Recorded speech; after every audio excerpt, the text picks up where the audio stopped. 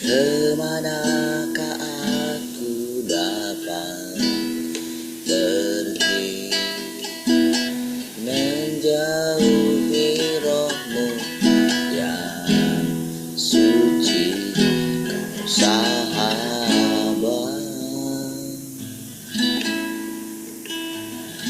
dan kau dekat.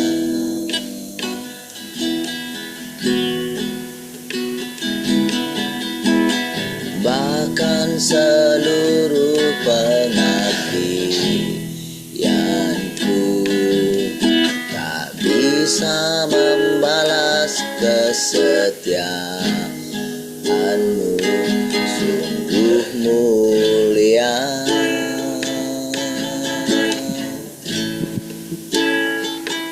dan berharga.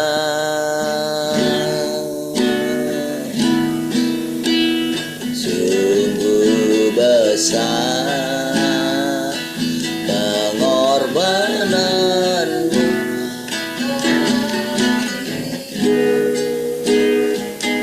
terlalu dalam untuk dimengerti.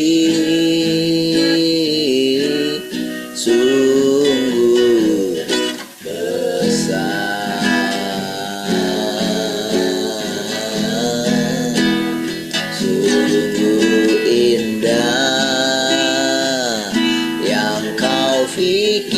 pikirkan tentangku, tak terselami bagiku. Oh, sungguh indah.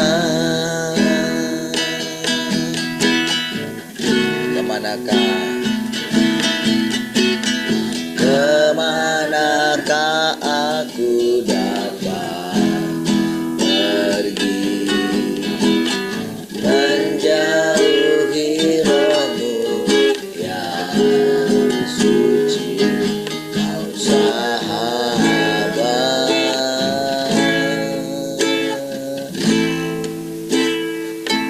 dan kau dekat.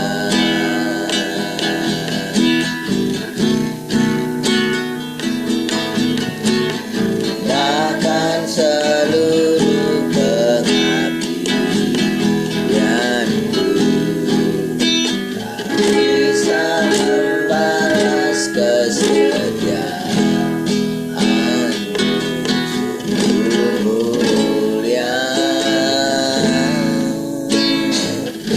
dan berharga.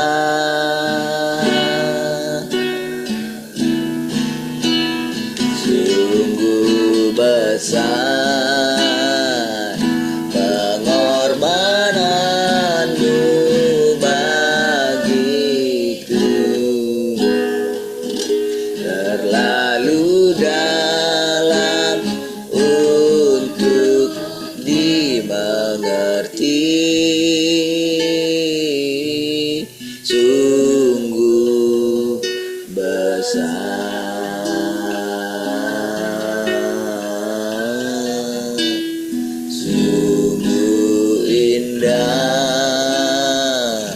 yang kau pikirkan tentangku, tak terselami bagiku. Oh, sungguh indah, sungguh besar, sungguh besar pengorbananmu bagiku, terlalu dalam untuk dimengerti. Sungguh besar.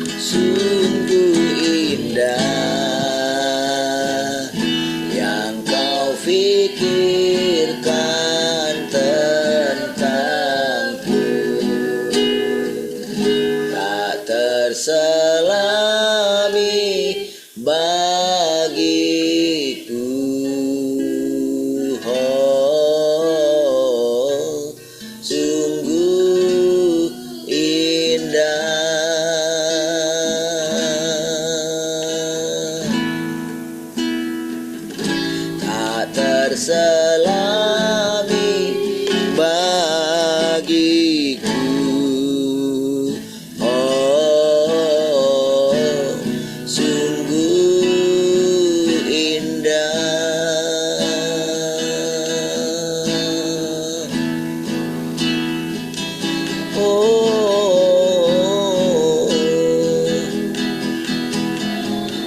tak terselami jalan-jalanmu, Tuhan.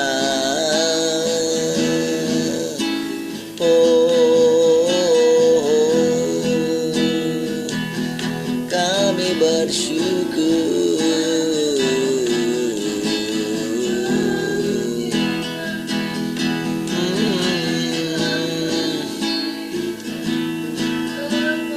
Haleluya, haleluya. Oh, ku mau selalu bersyukur, selalu bersyukur. Kau Tuhan yang setia, yang selalu menopang,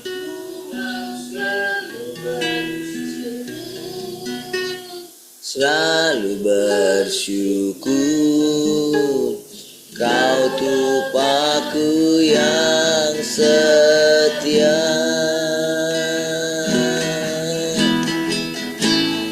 Dengan apa ku membalas kasih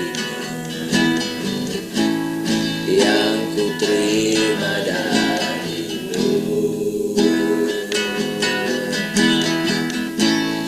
Dengan apa ku membalas cinta? Oh Yesusku, ku mau selalu bersyukur, selalu bersyukur.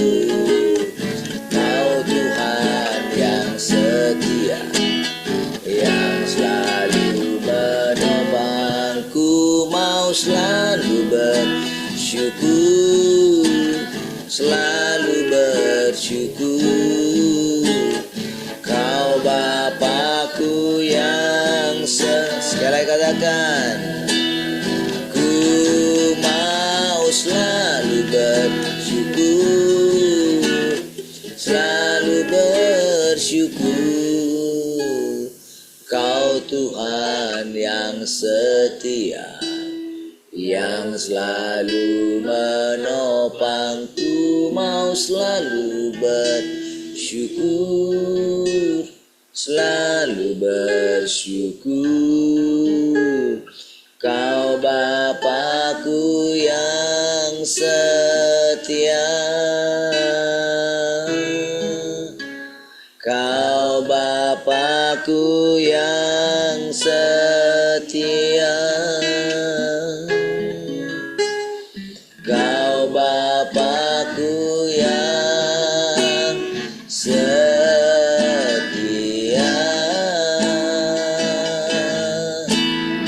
Oh, Kau yang setia, Kau yang setia.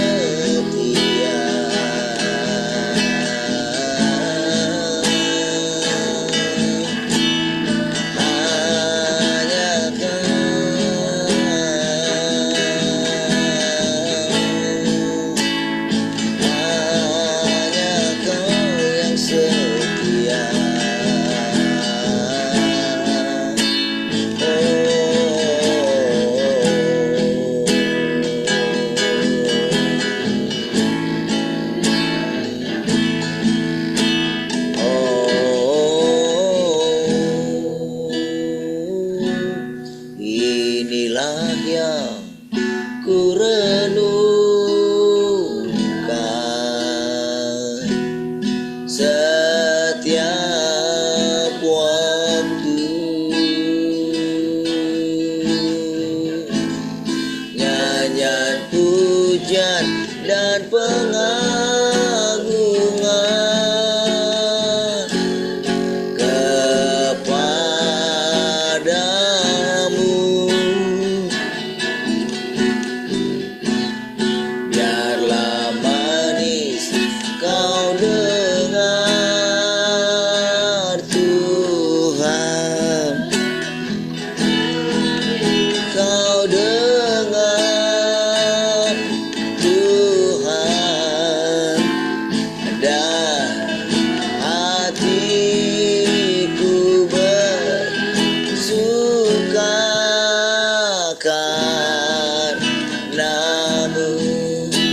Inilah yang kurenungkan, inilah yang kurenungkan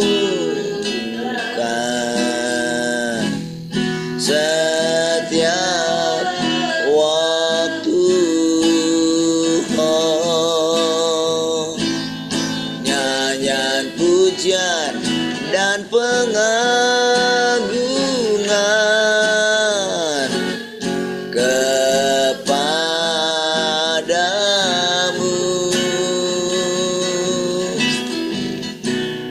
Biarlah manis kau dengar,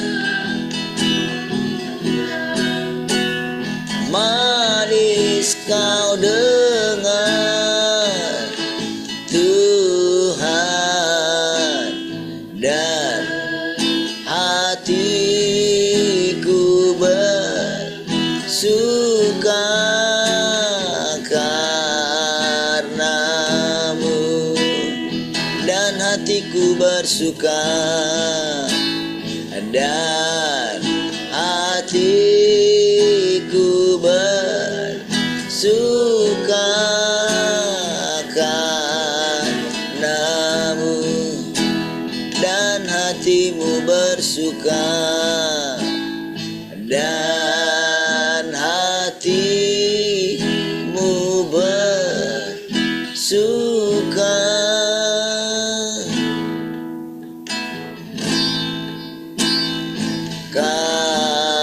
Karenaku.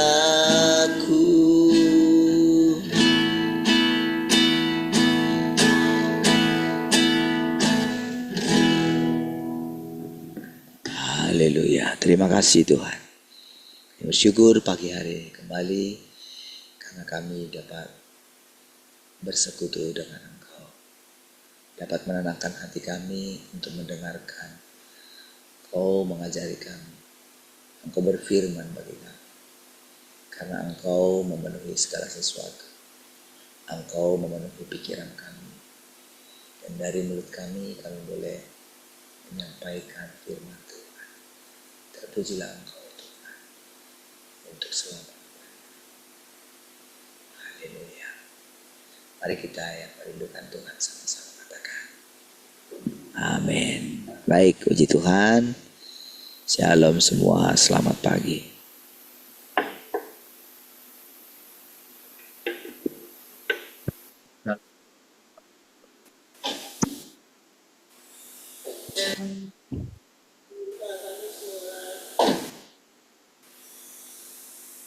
Shalom, selamat pagi semua. Shalom, selamat pagi semuanya.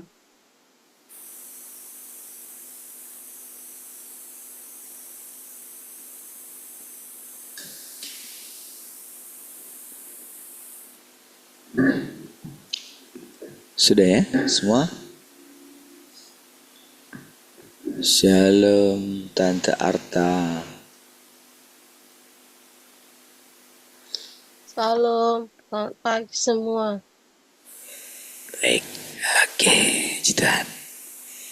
Ada yang mau sharing pagi ini?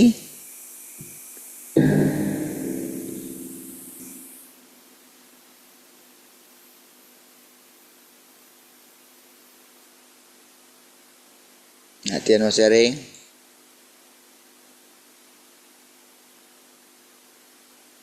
Yang di studio ada yang mau sharing?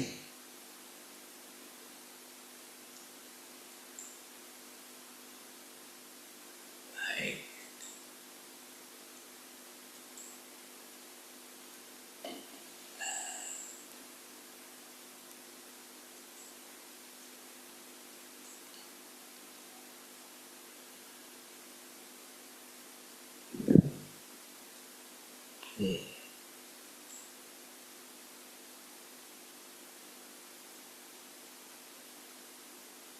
Oke.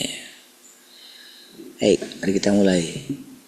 Shalom Bang Yabes. Ya.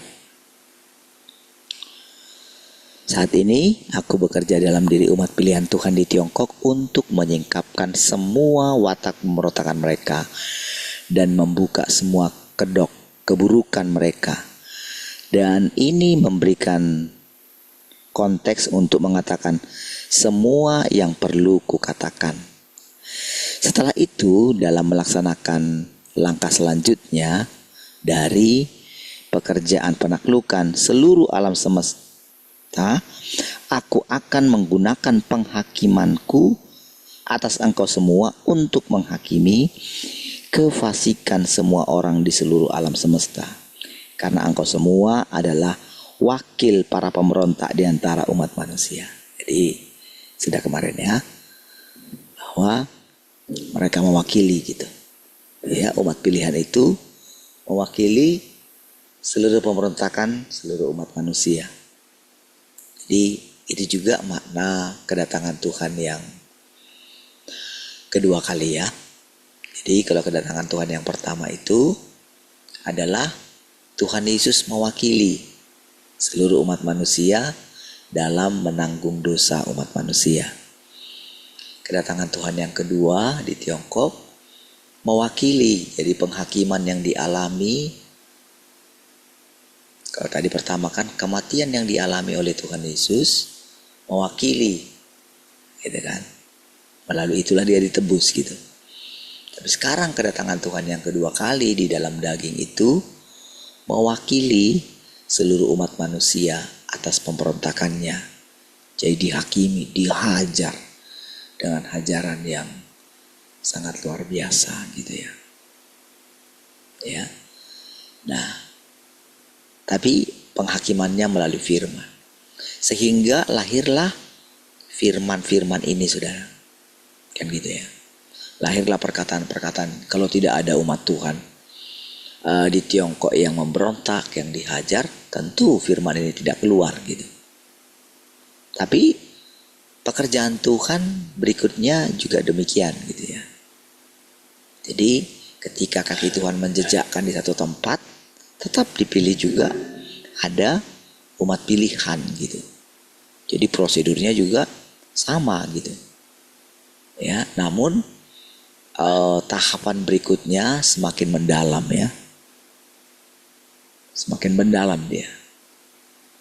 Nah, itu sebabnya saudara, kita itu boleh boleh merasakan pekerjaan Tuhan yang selalu baru setiap hari gitu. Makanya langit benar-benar menjadi baru, bumi benar-benar menjadi baru gitu. Ya, diganti semua. Ya. Namun memang juga saudara kita tetap bisa melihat tanda-tanda ya di muka bumi ini, saudara, pekerjaannya itu gitu. Ya, jadi ketika dikatakan bangsa akan bangkit melawan bangsa, terjadi gempa bumi, terjadi ini, terjadi itu gitu. Nah, Tuhan katakan jangan gelisah hatimu, itu baru tanda awal katanya. Karena kan kalau mereka gelisah, kalau para pendengarnya itu gelisah, maka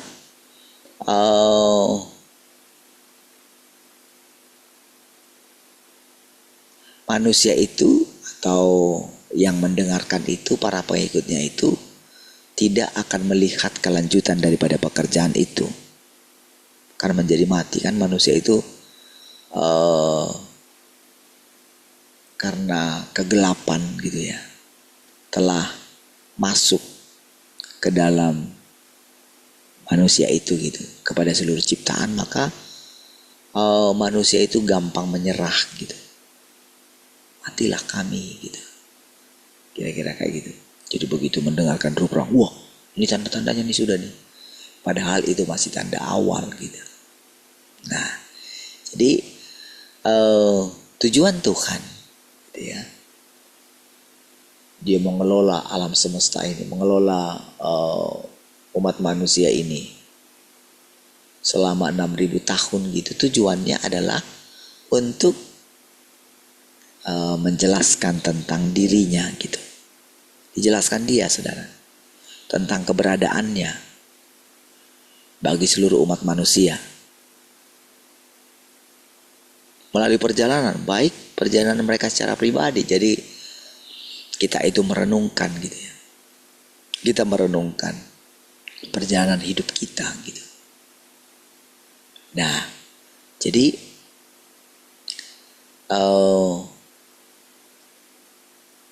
Tuhan itu pasti dia akan menampakkan wajahnya gitu. Pada akhirnya kan semua ditaklukkan.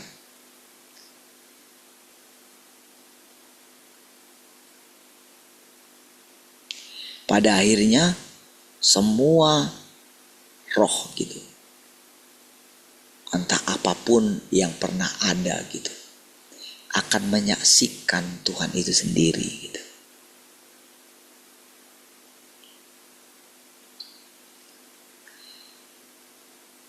Umat manusia ini akan menjadi manifestasinya Tuhan.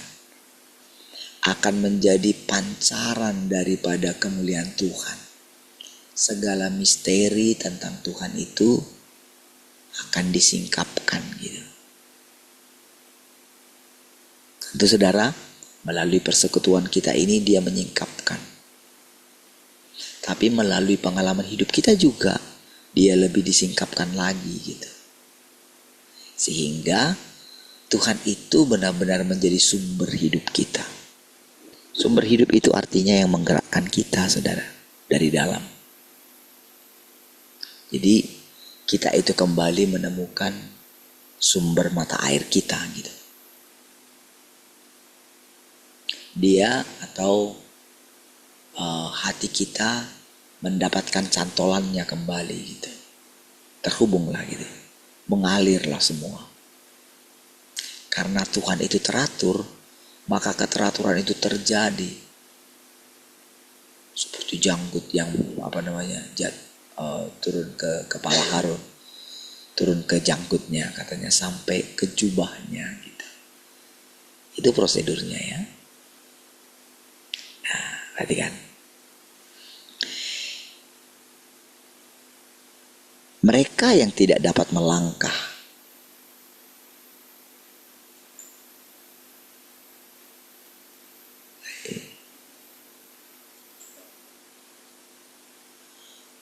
maju hanya akan menjadi kontras dan objek pelayanan.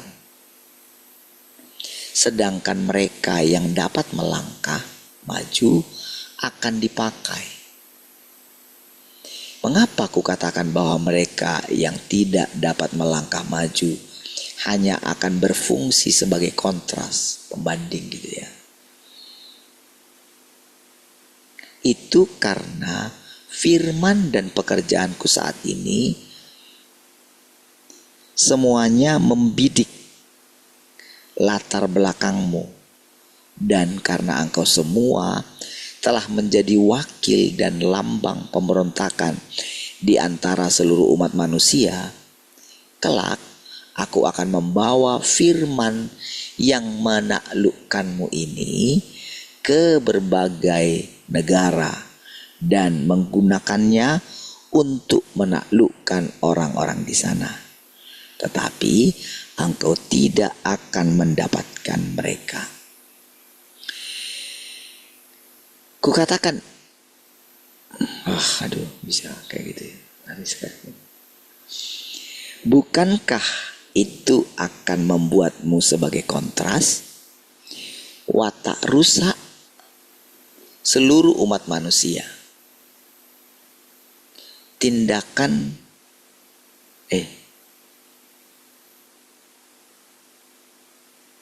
enggak ya, betul ya. Tindakan memberontak manusia, gambar dan rupa buruk manusia, semuanya dicatat saat ini dalam firman yang digunakan untuk menaklukkanmu. Aku kemudian akan menggunakan firman ini untuk menaklukkan orang-orang dari setiap bangsa.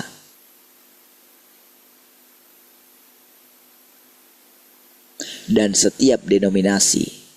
Karena engkau semua adalah model contoh. Namun aku tidak berniat untuk sengaja meninggalkanmu.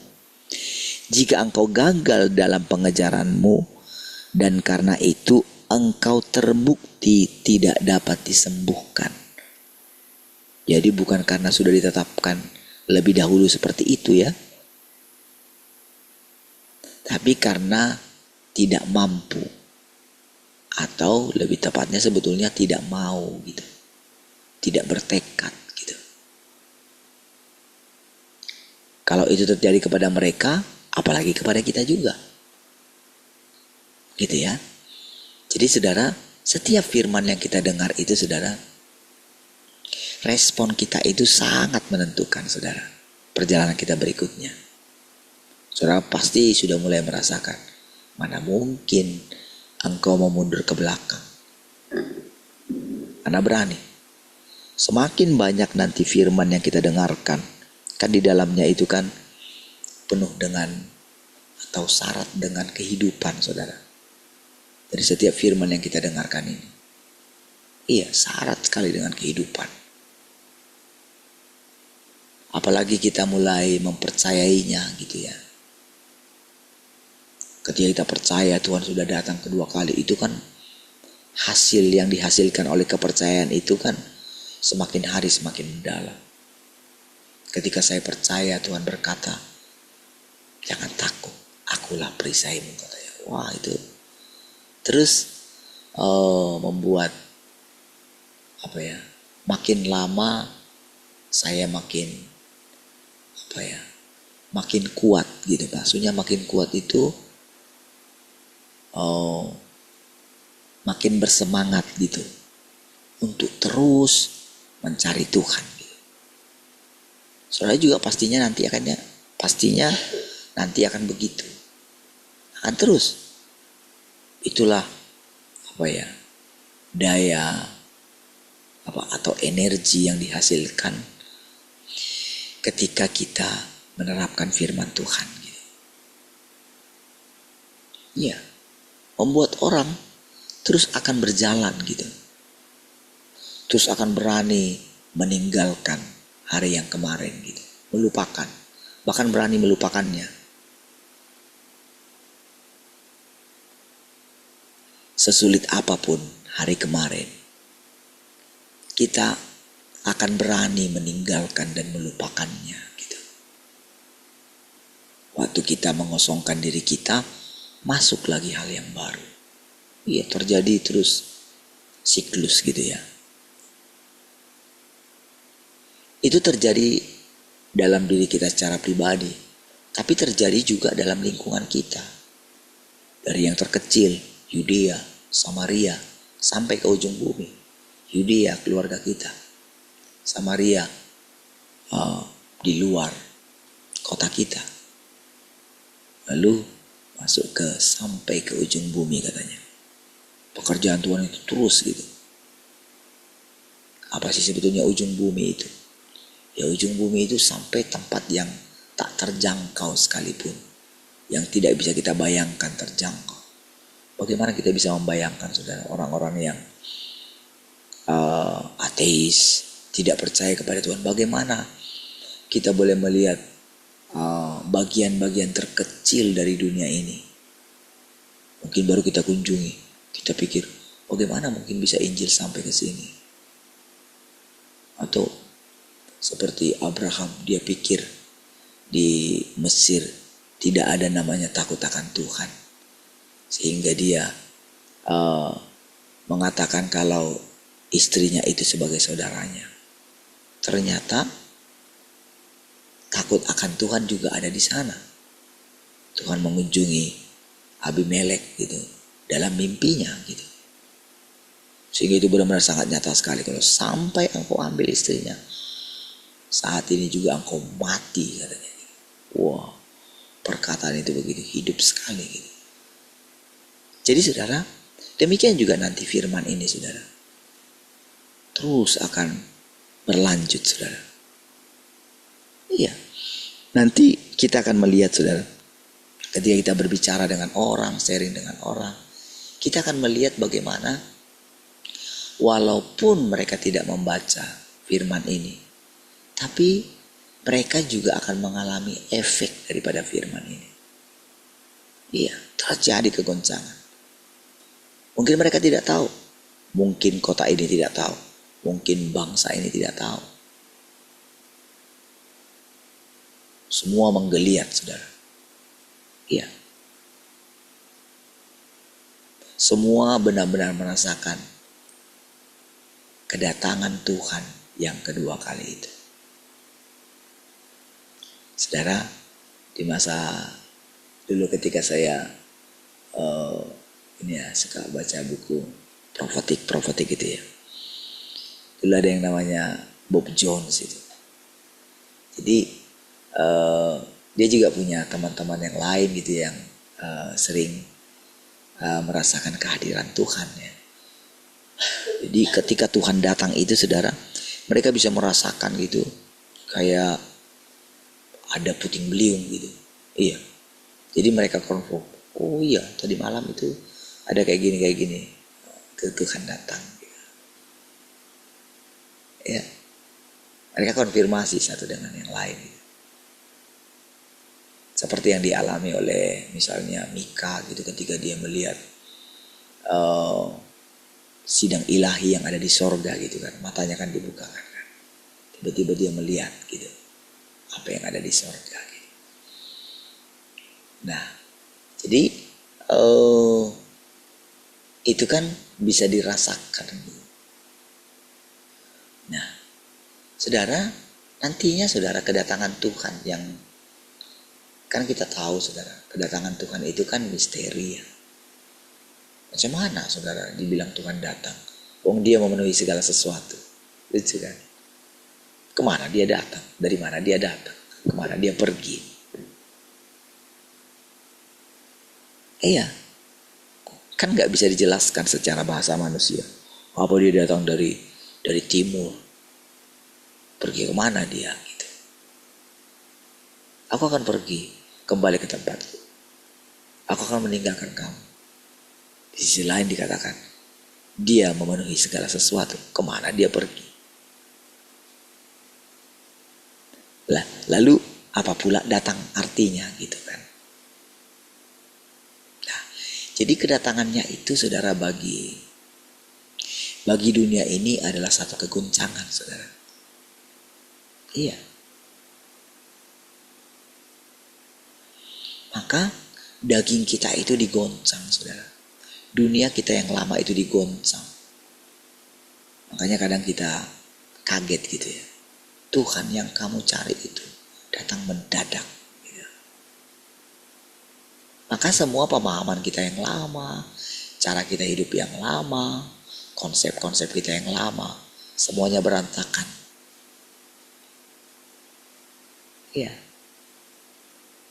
Saudara yang tadinya tidak begitu serius dalam mendengarkan firman ini, lama-kelamaan mau gak mau jadi serius gitu.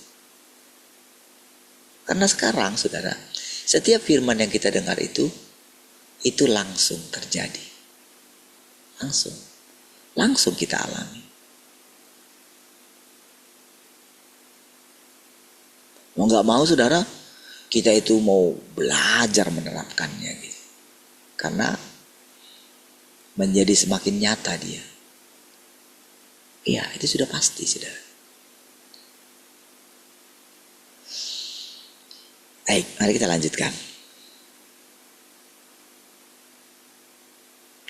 Namun, aku tidak berniat untuk sengaja meninggalkanmu jika engkau gagal dalam pengajaranmu.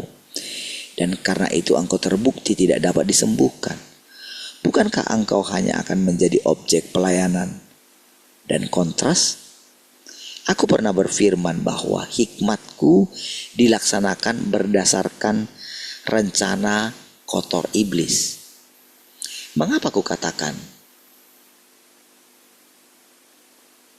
demikian? Bukankah itu adalah kebenaran di balik apa yang kufirmankan dan kerjakan saat ini? Jika engkau tidak dapat melangkah maju, jika engkau tidak disempurnakan, tetapi malah dihukum, tidakkah engkau akan menjadi kontras? Ya, tadi ada kata-kata yang diulang-ulang. Menjadi objek pelayanan, menjadi kontras.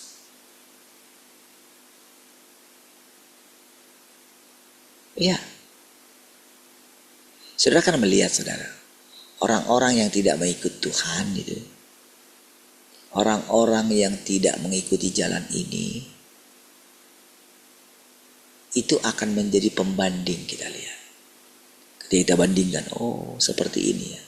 Jadi kalau aku tadinya tidak menerapkan firman Tuhan ini, tidak tekun mencari Tuhan, maka kita akan melihat orang-orang yang tadinya menghina kita, gitu, menolak kita, yang tadinya apa itu, sudah gila orang-orang itu, gitu.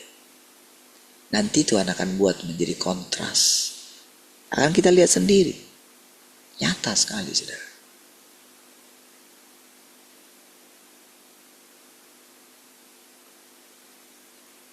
Benar-benar kita akan lihat kegelapan itu akan mencengkeram mereka.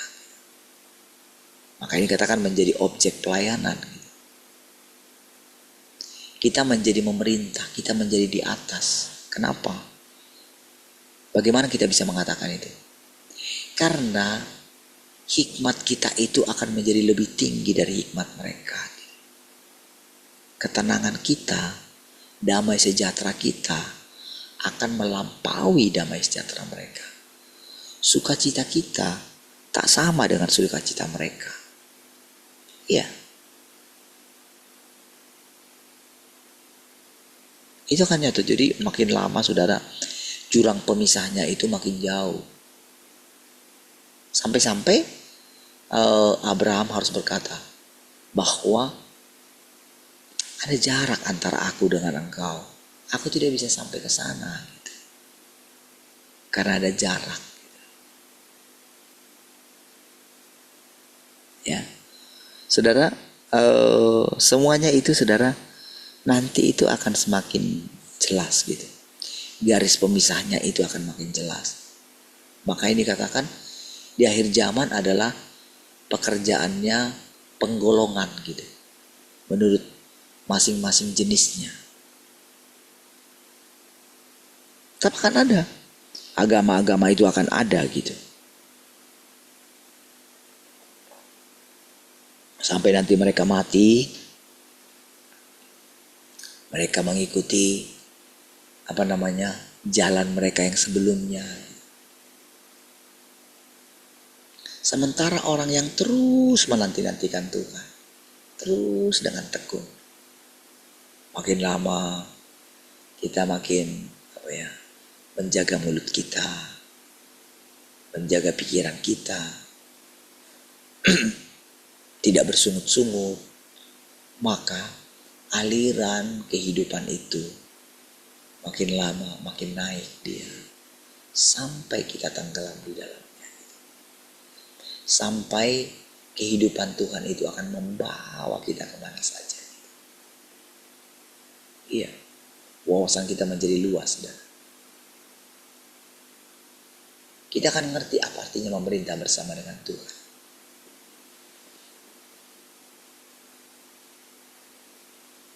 Lewat apa, saudara? Lewat kita diajar oleh Tuhan. Ini masa kita itu belajar, diajar oleh sang pengajar, guru besar.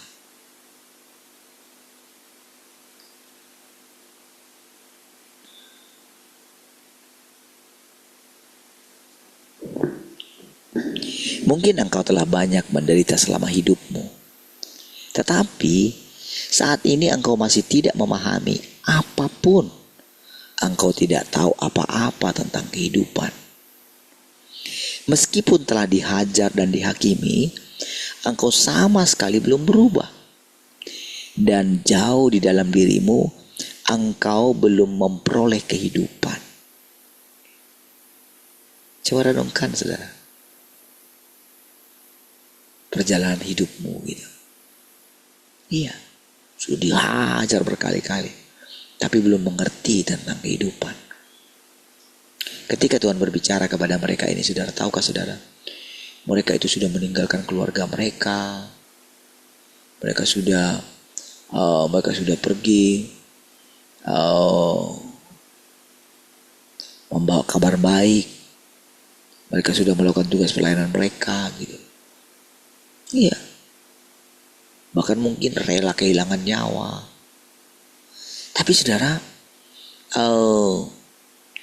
kalau saudara baca kisah-kisah sebelumnya gitu ya, banyak di antara mereka itu saudara yang dalam kesendirian mereka, kadang mereka merasakan kehampaan gitu, karena belum menemukan kehidupan itu gitu. Jadi mereka melakukannya tanpa satu pemahaman yang pasti gitu.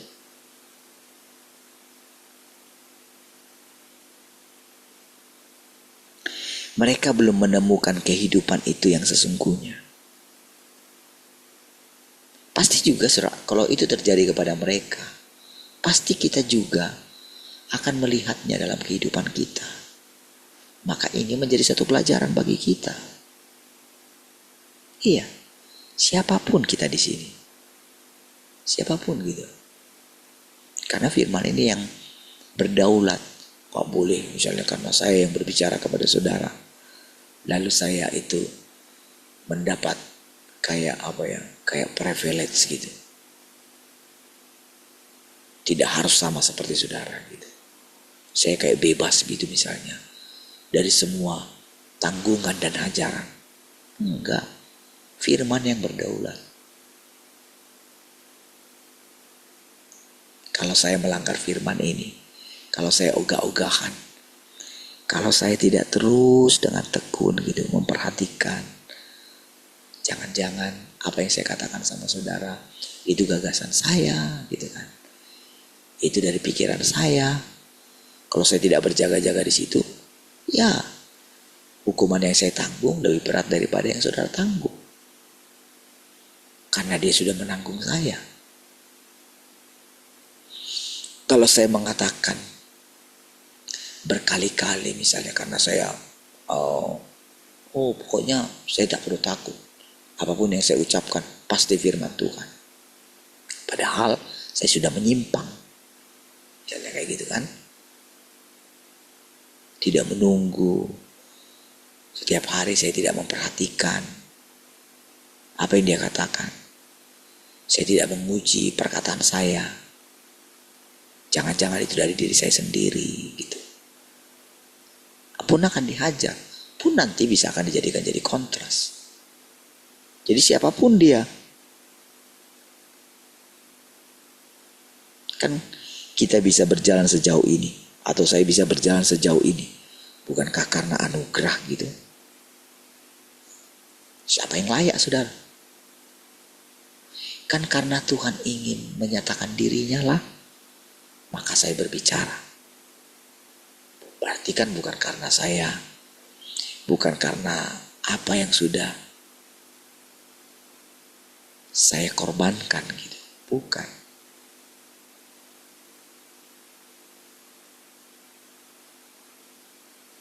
Iya, jadi nggak ada saudara yang bisa kita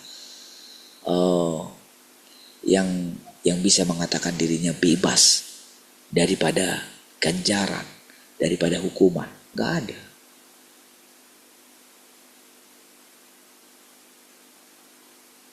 Nggak ada yang bebas daripada meminum cawan murka Tuhan. Semuanya harus minum. Namun dari banyaknya penghakiman, penghajaran yang kita terima, harusnya makin lama itu akan makin berkurang.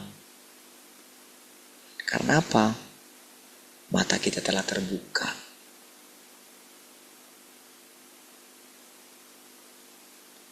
Kan sudah harusnya kita pensiun dari dunia ini. Di dunia kerja aja saudara banyak pensiun dini saudara. Sekarang ini kan. Betul nggak?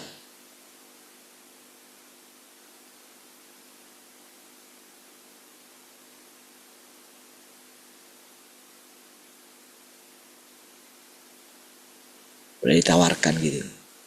Umurnya baru berapa, belum mencapai 58 gitu atau 56, nggak tahu umurnya karyawan itu berapa gitu. Sudah diajukan pensiun dini, ditawarin.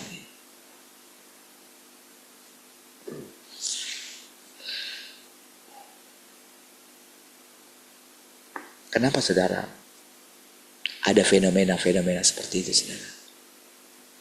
Itu karena memang saudara, dunia ini sedang menuju kehancuran gitu. Kehancuran sistem ekonomi, sistem mata uang pun segera akan berganti gitu.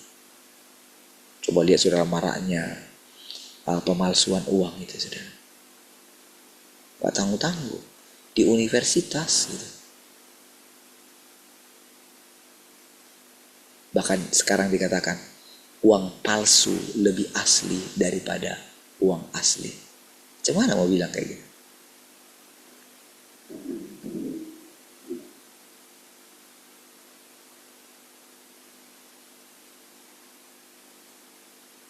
Bahkan saudara, kemarin waktu masa kampanye itu kan beredar ya. Berarti uang kampanye itu dari uang palsu. Bayangin lah.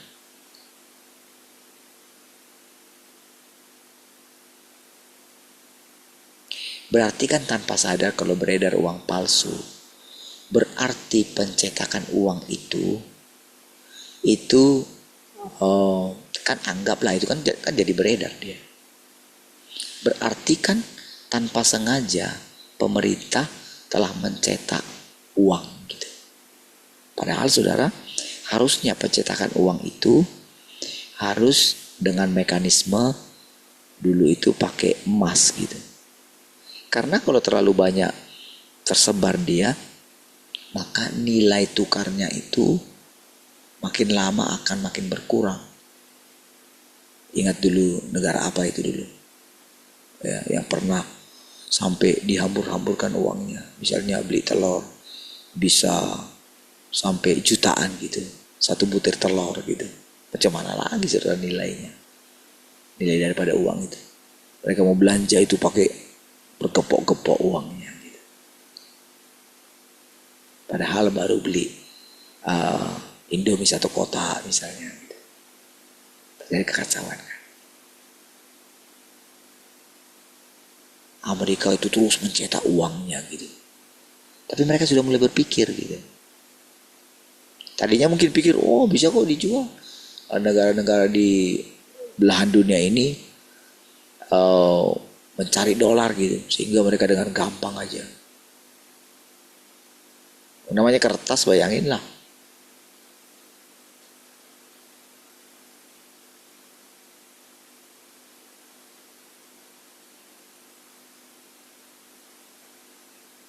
Jadi misalnya 1 triliun hanya kertas. Gampang aja mereka menaikkan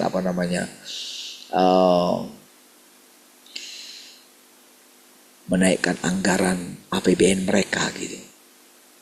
Iya kan? Karena apa? Mata uang mereka itu favorit gitu. Tapi saudara, sistem itu akan menghancurkan mereka sendiri. Iya. Saham juga begitu. Ya, bursa efek, bursa saham juga begitu, saudara. Sedang menuju kehancuran semua sistem dunia ini, saudara. Nah, disitulah saudara, secara perlahan saudara mesti sudah mulai ini ya, benar-benar berhikmat gitu.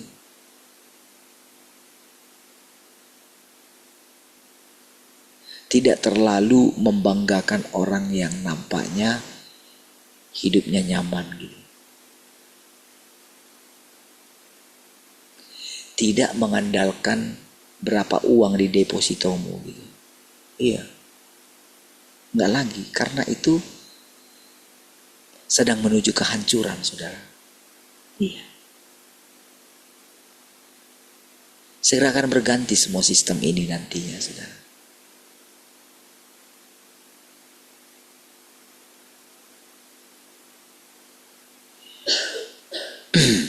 Jadi sebetulnya itulah hikmat yang kita peroleh ketika kita terus mendengarkan firman ini, saudara.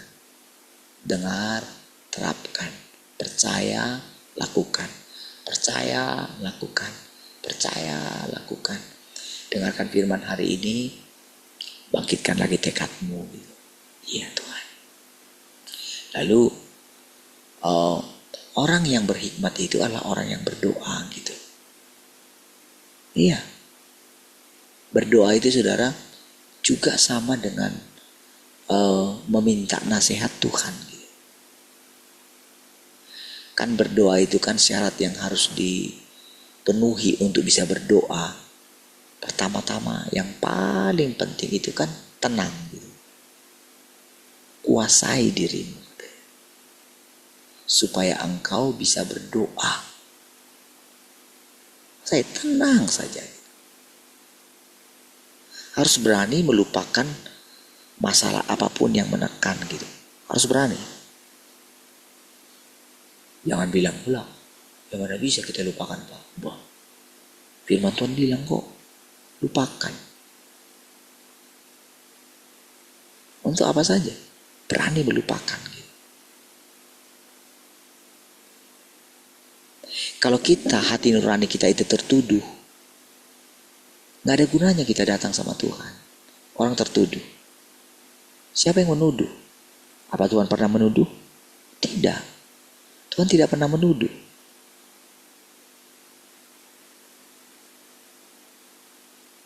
Berarti kan kita yang harus menguduskan hati nurani kita. Iya. Kita kan harus belajar apa yang membuat tuduhan-tuduhan itu ada. Kita kan harus mengenalinya. Tuhan, gak mungkin dia. Tapi kan gak mungkin kita itu bebas dari tuduhan kalau kita tetap tinggal dalam pelanggaran kita kan. Mana mungkin kita bisa tenang.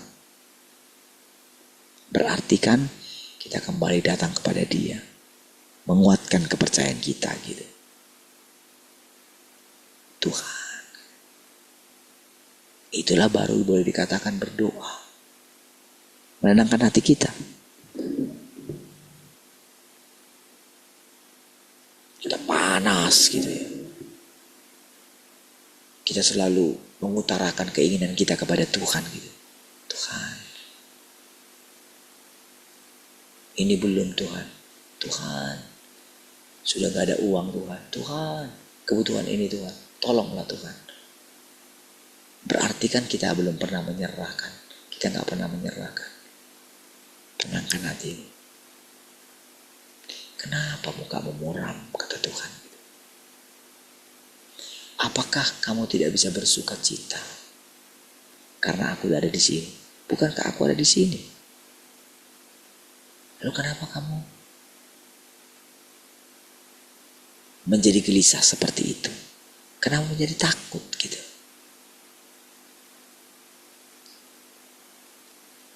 Perhatikan ya prosedurnya semua itu.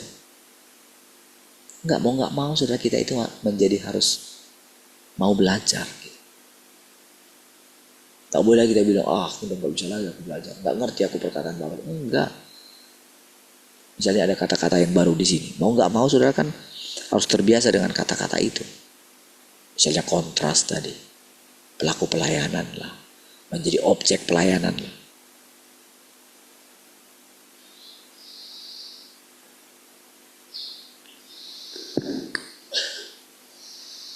Kalau memerintah itu kan berarti menjadi subjek kan. Tidak menjadi sasaran gitu loh. Sasaran kemarahan.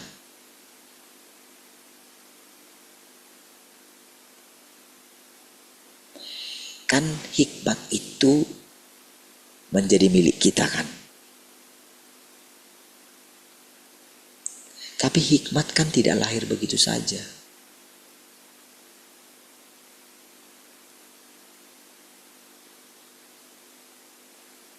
Makanya saudara nantinya setiap orang gak ada yang punya alasan yang bisa bilang, aku gak mengerti itu.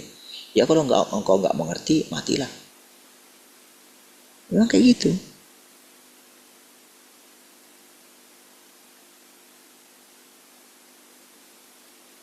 Coba perhatikan ketika saudara ngomong sama orangnya. Coba perhatikan mimik mukanya. Kalau dia serius, saudara akan tahu apakah perkataan saudara akan masuk sama dia. Tapi di saat yang sama engkau akan tahu apakah perkataan saudara akan mentok. Kenapa? Kenapa mentok? Itu karena ada yang saudara pikirkan. Ada yang orang itu pikirkan. Dari tatapan mukanya, tatapan wajahnya, tatapan matanya, saudara akan tahu pikirannya ada di mana. Iya, makanya ketika saudara seperti ini, ketika berkali-kali saya ngomong A, ngomong B, ngomong C, gitu. Saudara itu, ketika tidak mematuhinya, gitu, maka saudara akan menanggungnya. Iya.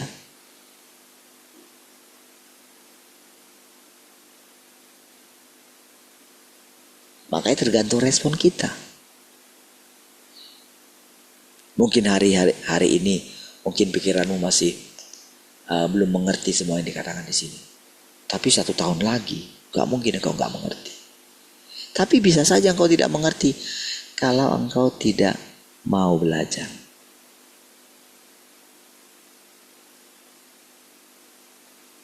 Kadang-kadang saudara, kalau saya misalnya dibilang objek, gitu kan, objek pelayanan, itu kadang pikiran saya terus akan nanti kalau saya nggak mengerti apa itu arti objek pelayanan, gitu ya.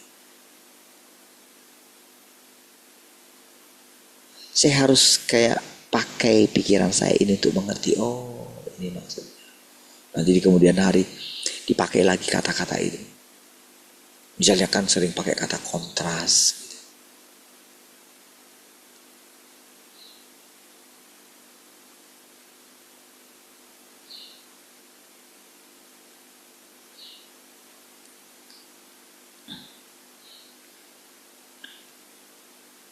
Jadi lihat, meskipun telah dihajar dan dihakimi, engkau sama sekali belum berubah. Dan jauh di dalam dirimu, engkau belum memperoleh kehidupan. Sedangkan kata-kata hidup itu sendiri, walaupun sudah berkali-kali saudara kita dengarkan, belum tentu kita mengerti arti kehidupan itu semuanya. Belum tentu.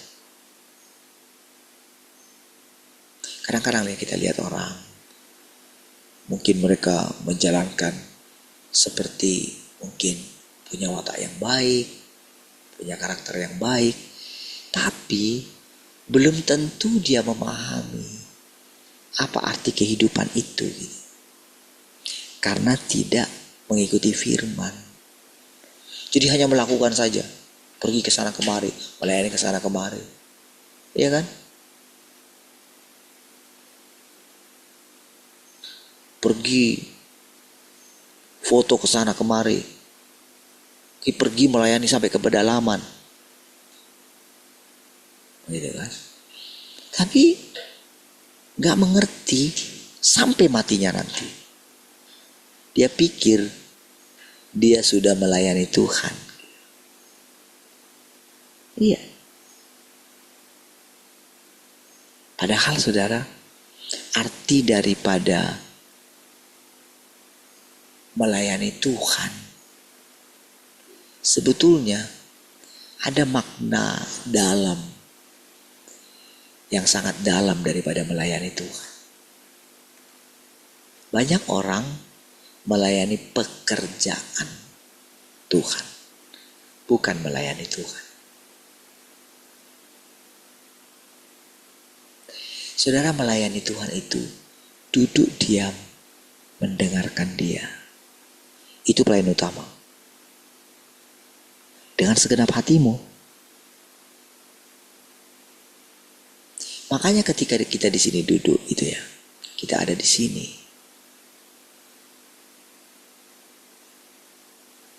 Di sini kita bukan melayani pekerjaan.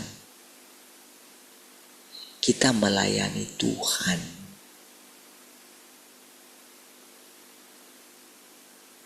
Iya.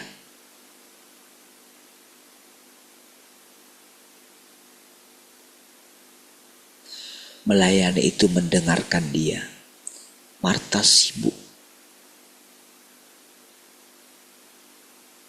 Sibuk untuk apa yang dibutuhkan oleh Tuhan. Tetapi dia tidak tahu apa yang paling dibutuhkan oleh Tuhan.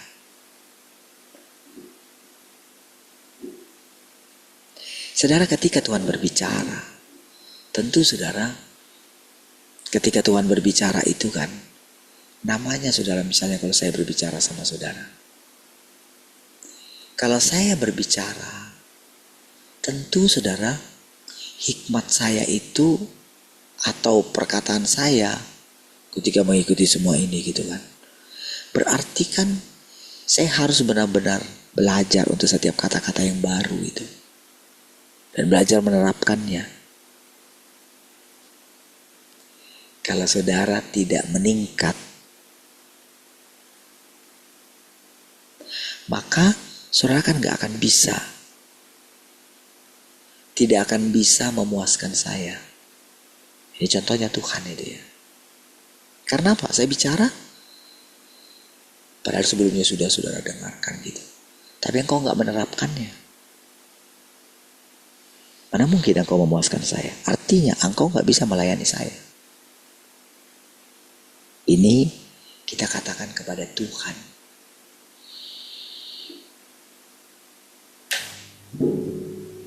Kan Tuhan ada di antara kita.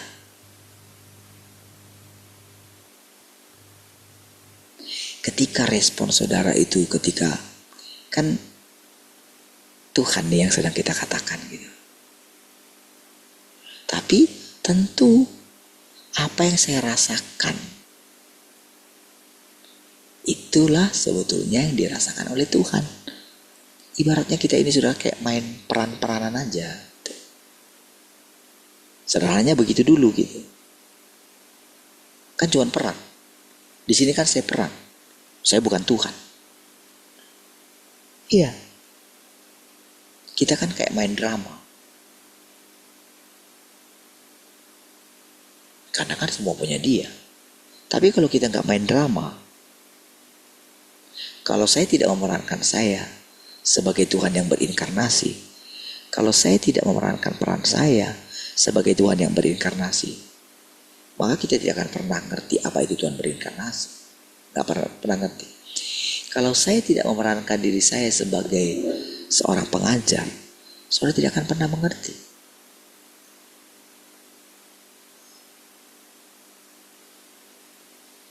Jadi apa gunanya kita memerankan itu? Supaya Tuhan itu nyata.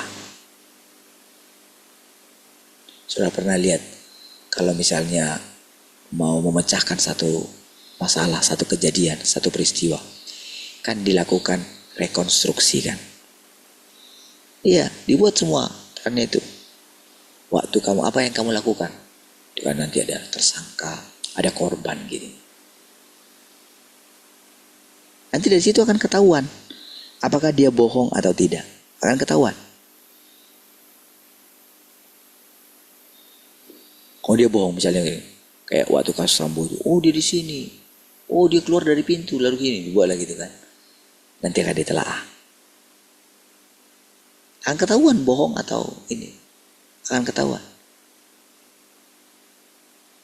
Itu namanya rekonstruksi, reka ulang gitu.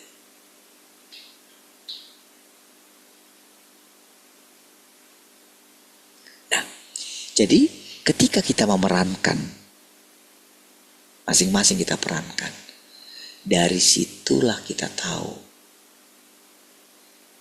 apa maksud Tuhan yang sesungguhnya. Iya. Namun dikatakan pakai firman Tuhan yang lain.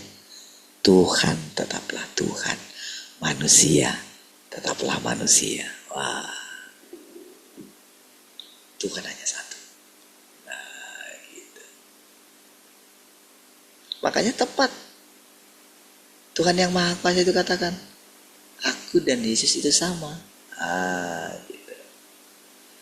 Aku adalah Tuhan Yesus yang datang kedua kali. Tentu saudara, tentu orang itu akan bisa merasakan apa yang Yesus rasakan dulu. Iya. Tapi dia pun mengatakan dirinya hamba. Saya hanya melakukan satu tahapan pekerjaan. Iya. Tapi tahukah saudara, kalau dibilang satu tahap pekerjaan, kalau saudara baca semua firman ini, saudara akan mengatakan, pasti akan memutuskan seperti ini.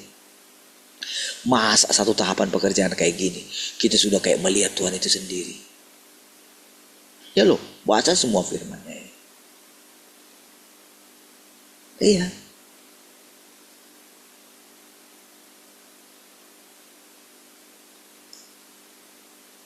Kalau ada gelar di atas guru besar, itu pasti disematkan kepada orang ini. Iya.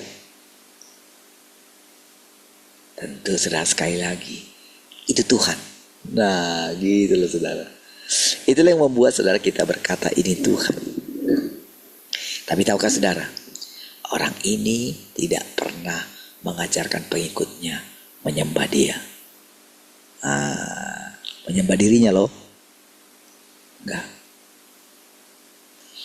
Aku pun sama dengan engkau yang memiliki kesaksian Kristus. Ingat di peristiwa kitab Wahyu itu. Kan benar-benar dia lihat gitu. Yesus itu gitu kan. Dia lihat dia matanya bla bla. Saya lihat semua. Matanya merah lah, kakinya inilah. Ketika dia mau menyembah, lihat saudara. Tiba-tiba dia mengatakan, aku pun sama seperti engkau yang memiliki kesaksian Kristus, katanya. Tiba-tiba berubah. Sama saudara. Jadi mau gimana pun saudara, seseorang itu berbicara mengenai Tuhan, entah saudara nanti bagaimana ya. Sini banyak orang tertipu saudara. Di sini banyak orang-orang yang mengalami perjumpaan dengan Tuhan secara adikodrati, mengalami pewahyuan. Di sinilah banyak orang tertipu. Menganggap dirinya itu sudah tahu. Bahaya sekali. Bahaya sekali. Rendahkanlah diri. Jadi ini saya terapkan kepada diri saya sendiri. Iya. Saya terapkan. Makanya kalau dia pilih saya, wah mau tidak mau saudara, saya harus lebih. Maksudnya itu lebih mencari Tuhan daripada saudara. Walaupun kita sama-sama manusia. Iya. Tapi bukan lagi demi upah, bukan. Bukan supaya saya lebih tinggi daripada saudara, bukan. Ini efek daripada firman yang kita makan. Iya. Saya pada posisi ini. Ketika saya diterangkan misalnya tentang siapa diri saya gitu. Efeknya itu loh yang membuat seseorang itu mau tidak mau. Mana bisa lagi saudara, saya menyamakan diri saya dengan saudara dalam hal mencari Tuhan. Tidak bisa. Itu karena efek daripada firman itu sendiri. Karena saya anak sulung di antara saudara. Tapi walaupun misalnya dikatakan saya anak sulung, anak laki-laki itu misalnya dibilang anak sulung lah, gitu ya.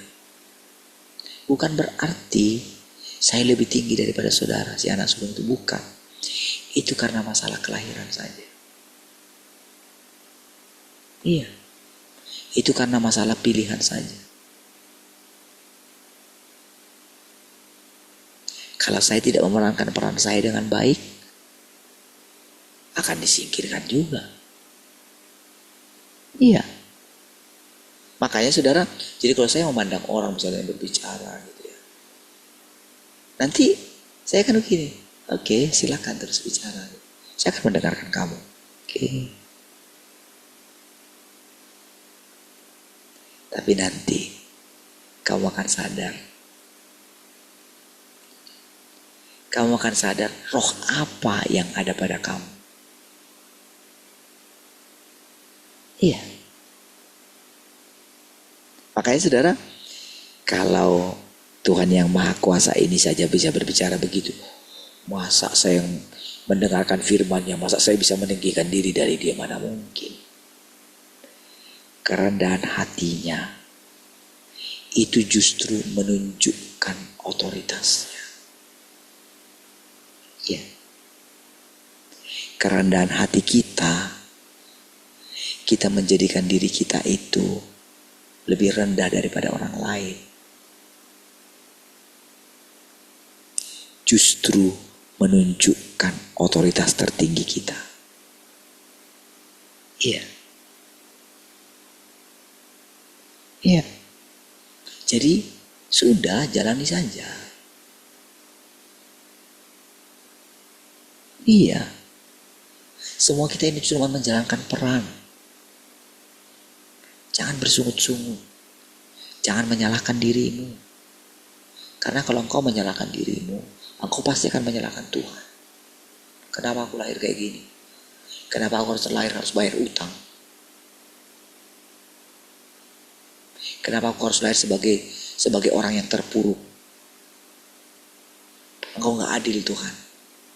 Kenapa aku harus membayar utang nenek moyangku? Iya.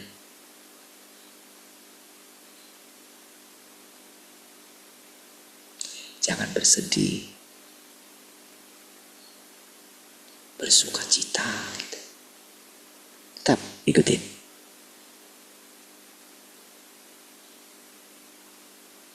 Ketika engkau diminta bicara gitu, bicara. Iya. Karena ketika engkau berbicara, ketika salah satu di antara kita ini bicara, disitulah kita mendengarkan hal yang baru lagi. Kalau saya terus berbicara, saudara hanya melihat Tuhan dari sisi saya. Mana bisa? Mana bisa kita melihat Tuhan yang sungguhnya itu? Mana bisa? Kalau kita undang orang lain, mereka belum menerima Tuhan Yesus yang datang kedua kali. Mana bisa? Mana ngerti dia? Paling dia akan bawa kita ke dunianya. Kita akan mundur 30 tahun atau ribuan tahun ke belakang. Kalau konsepnya masih kedatangan Tuhan yang pertama. Makanya kita di sini semua bicara.